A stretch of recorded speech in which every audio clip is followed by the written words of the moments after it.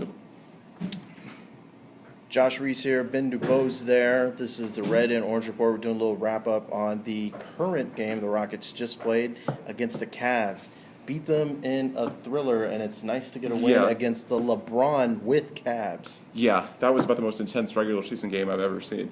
And I think there's something to be said for winning a game with toughness. They absolutely took a huge shot physically, mentally, however you want to put it. They took a big shot from King James, and they were able to respond late in fourth quarter and overtime. The Rockets, it's easy to forget, they trailed in that game with 3 minutes to go, and they were down in overtime before Beverly hit that huge three. So they were really challenged, and to be able to pull out a win against what's known as the best player of your generation when he's clicking is a pretty big deal.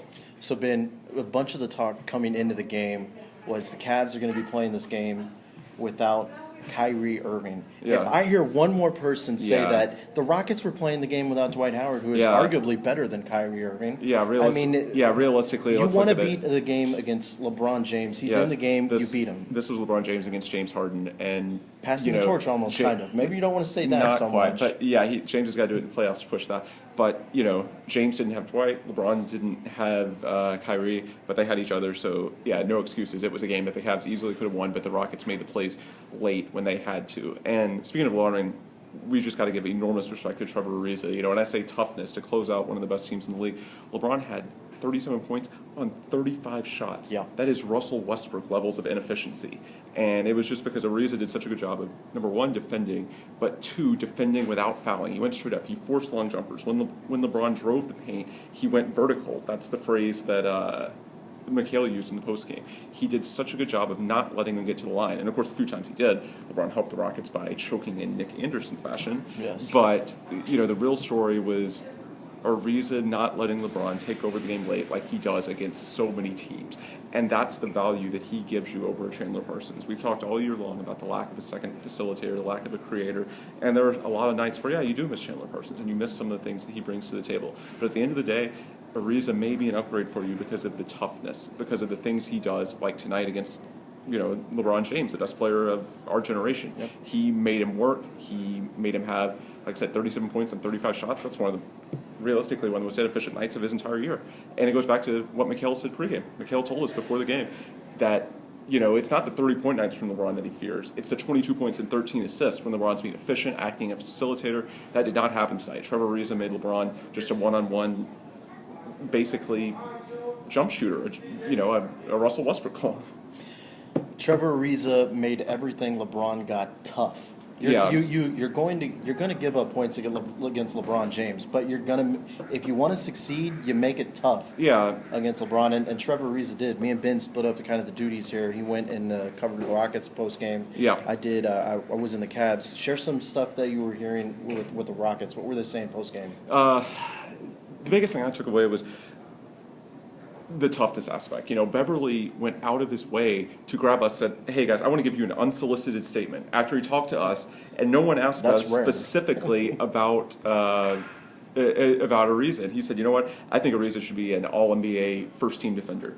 I mean, he just went out of his way basically saying this was the best player in the league, and he played, you can't say shut him down because nobody can shut him down, but he played as well as anybody possibly could.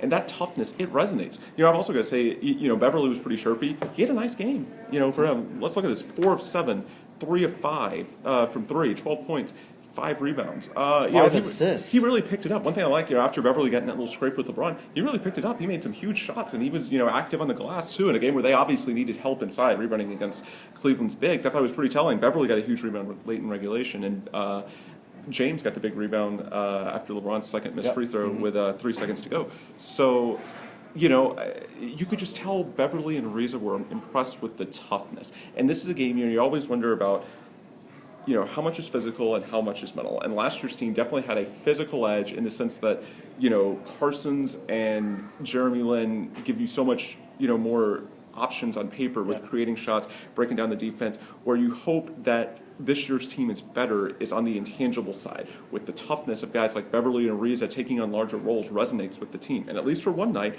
on the biggest stage on national TV against ABC, it happened. And James Harden was talking about that too. Harden went out of his way to say that it was a win that showed team growth, and I think that's exactly what he's referring to. I always think of Patrick Beverley as one of those guys that he needs, like a boxer, he needs to get punched in the face a few times for him to really start getting into gear. Yeah. And I mean, when Patrick Beverley is like in Wolverine mode, I mean, he's tough to contain. Yeah. And you're right. I mean, you could see the toughness in the Rockets. A bunch of the talk in the Cavs post game was LeBron. LeBron was a little bit disappointed in himself. He kind of credited the loss to him and his missed free throws, which is true, 100%. I mean, those free throws were big free throws. Yeah. A bunch of the other guys around the team were saying it's not LeBron. It was a team miss. A bunch of guys are missing shots everywhere. But, I mean, when it comes down to it, it was pretty much LeBron solely that lost the game for the Cavs. Yeah. The real difference, LeBron and James were each, it was a tremendous individual battle. But late in the game, and in overtime, the Rockets were able to get contributions from other guys. They had a couple of nice moves by Josh Smith. They had a huge three by Beverley in overtime. After the Rockets were down 100-99 off the feed from Harden, and LeBron just didn't have that much help. No. And some of it was his teammates didn't step up. Others, quite frankly, I don't think LeBron trusted his teammates to the extent that Harden did. One thing about Harden, this game would not even been close. If the Cavs won a what if, the Rockets can what if. This game is not even close if Terrence Jones and Donis Basamunas make their layups in the fourth quarter. Yeah. Harden, many missed open shots. We talk about Harden going from scorer to facilitator. There was a stretch that LeBron was playing good defense on him. So you know what?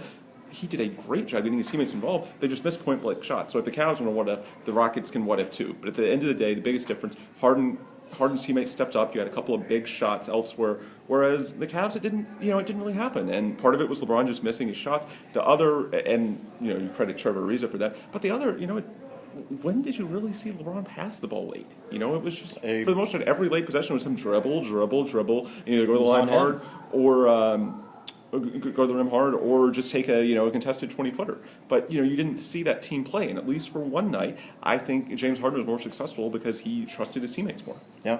A lot of the post-game talk in the Cavs as well was it was a really chippy matchup. And maybe the Rockets didn't really mention that as much, but I mean, you can agree. I mean, it was playoff level intensity. Yeah, and that was as much as was said over there. It was and I'll say it's huge because the Rockets, we know they're a contender. The Rockets don't have the level of national following that the Cavs do just because it's LeBron.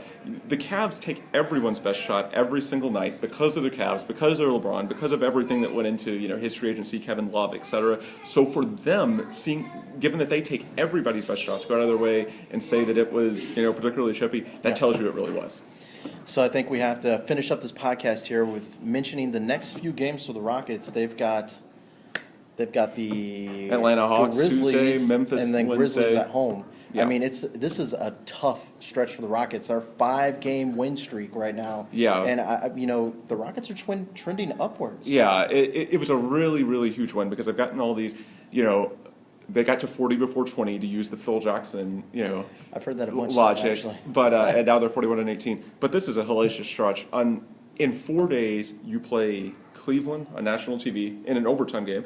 Then you play at Atlanta, who's arguably the best team in the league. The way Golden State's struggling, they might be. Well, the way Golden State's struggling, they might be the best team. Period. And then Memphis here on Wednesday. So there was a very real shot that even a great team might go 0-3 in that stretch. So to get one to make it where at worst case you go 1-2, that's huge. And really, if you can go 2-1 or 3-0, holy hell, that Memphis game is huge. I don't want to get too ahead of ourselves. Memphis has kind of come back to the pack a little bit. They've lost a couple of games they shouldn't have lost last night. They beat Minnesota barely by 4, just had to hang on for dear life. Memphis is not playing their best ball. Rockets are just, a couple of games back. They might can make a run at the number 2 seed and the division. So, but if they are, they've got to win Wednesday.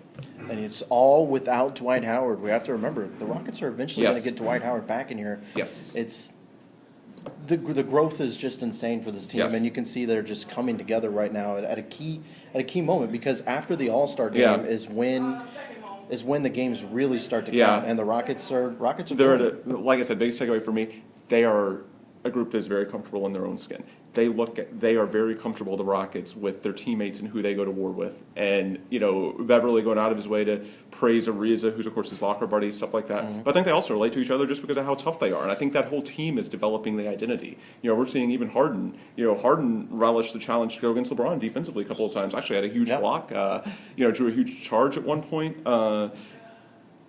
it's just a much tougher Rockets team than we are used to. The question is, are they skilled enough? But they're looking like it now, and it's only going to get better because, as you said, Dwight's coming back. Dwight is coming back. So some final thoughts, Cavs versus Rockets. What do you got, Ben? Really impressed. Is national media going to start taking a bigger look at the Rockets I think so, now? especially because James was able to do work on both ends. We talked about that during the game, but it was a game he was not taken advantage of defensively. He did well on LeBron when he was on there, and the guy he normally guarded, J.R. Smith, 3 of 13. Dellavedova, 1 of 4. Wow, J.R. Smith. Well, no, but I get what you're saying. Yeah, I know. The old days, James, James struggled against anybody. Mm-hmm. So, to have that kind of performance on the national stage, to put in 33 points offensively, way more efficient, 33 points on 18 shots, whereas LeBron 37 on 35, and also to deliver defensively to get the win, I think it's going to do wonders for his national reputation. So I'm Josh Reese. That is Ben DuBose. And this has been the Red Orange Report, and we'll see you guys on Thursday.